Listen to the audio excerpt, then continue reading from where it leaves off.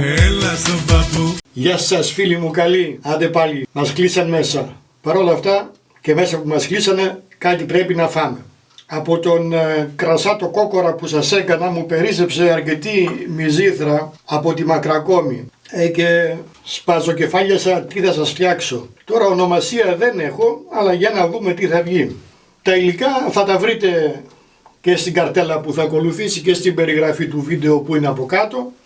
Σας λέω ενδεικτικά ότι έχω φέτα, έχω μυζήθρα που μου περίσσεψε από τον κόκορα τον κρασάτο από τη Μακρακόμη, κασέρι κομμένο σε κύβους, κασέρι της αρεσκίας σας, έχω γιαούρτι στραγγιστό 10%, έχω ντοματίνια, έχω μαγιά ξηρή, έχω φρέσκο θυμάρι, έχω αυγουλάκια, αλεύρι, φυσικά και νεράκι. Κάτι σαν ζυμαροπιτάκια θα βγουν αυτά, για να δούμε.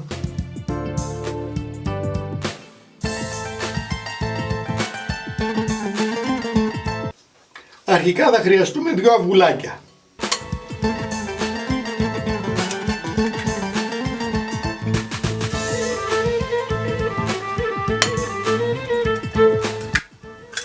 Θα τα χτυπήσουμε λιγάκι, όχι πολλά πράγματα. Φτάνει. Θα ρίξω μέσα το γιαουρτάκι. Γιαουρτάκι 10% στραγγιστό. Τώρα γίνεται 2 και 5% δεν έχω γεύση. Άλλο αν κάνεις δίαιτα. Αν δεν κάνεις δίαιτα, βάζεις σωστό. Έτσι το χτυπάμε ακόμη λίγο να αφομοιωθεί να γίνει 1 με το αυγουλάκι.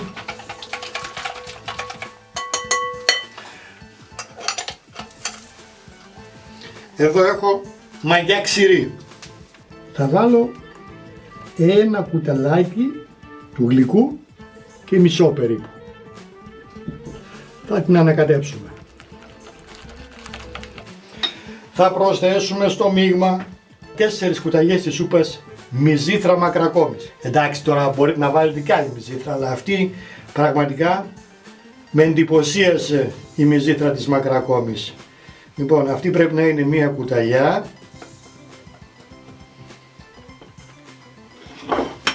Εδώ έχω άλλες 3. Πάει και αυτή. Ανακατεύω. Θα προσθέσω λίγο νερό. Όχι όλο μαζί.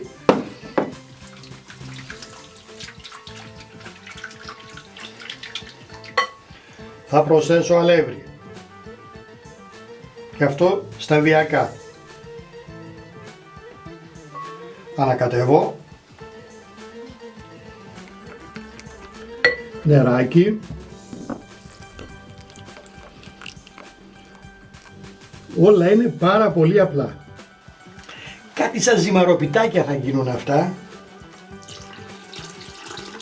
Προσθέτουμε και το υπόλοιπο αλεύρι. Τώρα το σύρμα δεν μας βοηθάει άλλο. Παίρνουμε μια ξύλινη.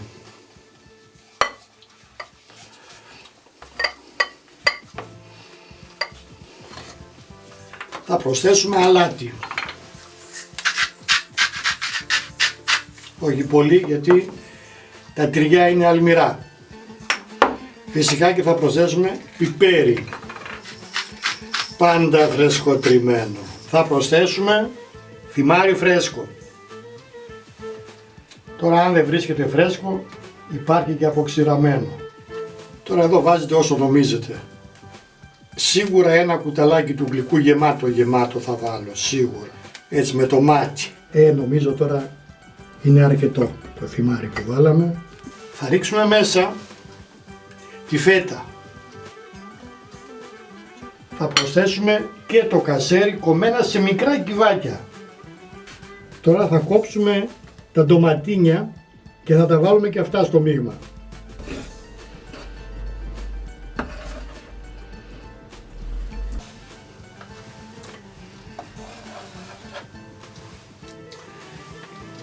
Θα προσθέσουμε και λίγο ελαιόλαδο, ίσα ίσα για μια καλύτερη γεύση. Φτάνει. Θα το ανακατέψουμε καλά. Τι υλικά είναι πάλι αυτά, τι υλικά είναι αυτά.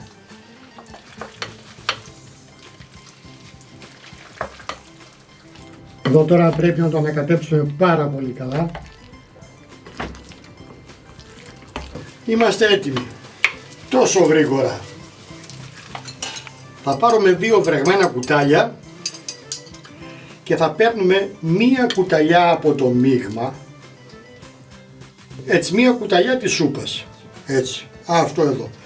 Και θα τη βάζουμε πάνω στην λαδόκολλα, στο αντικολλητικό χαρτί. Έτσι τα βρέχουμε για να μην κολλάει και παίρνουμε το επόμενο. Έτσι, μία κουταλιά. Πάρα πολύ ωραία. Δίπλα στο άλλο.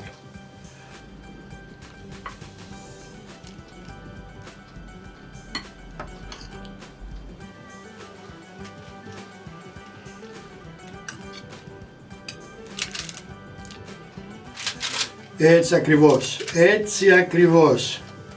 Το ένα ταψάκι έτοιμο, πάμε για το δεύτερο.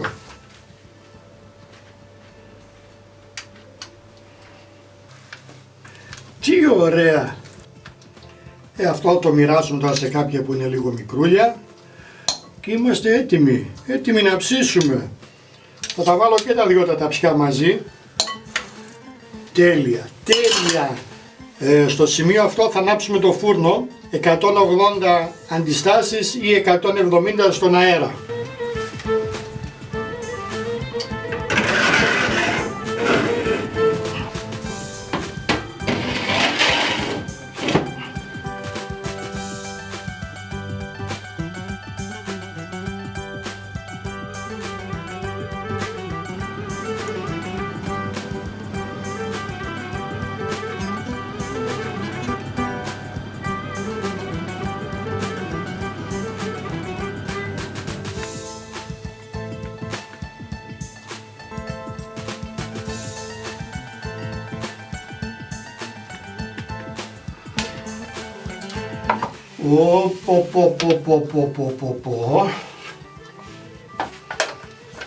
Παρακαλώ.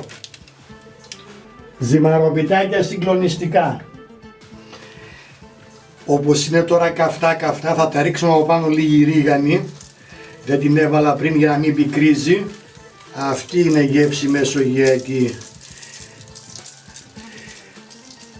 Άρωμα Ελλάδας παρακαλώ. Ποιον θα το προσφέρετε και δεν θα το πάρει. Όπως συγκλονιστικά. Συγκλονιστικά.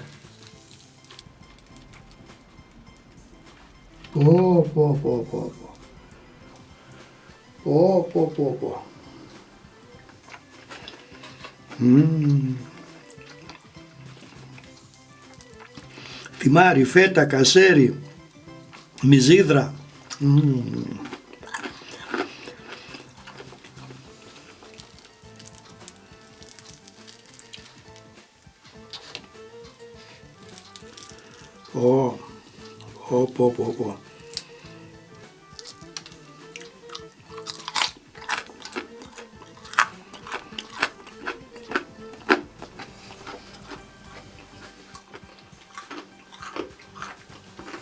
Τέλεια.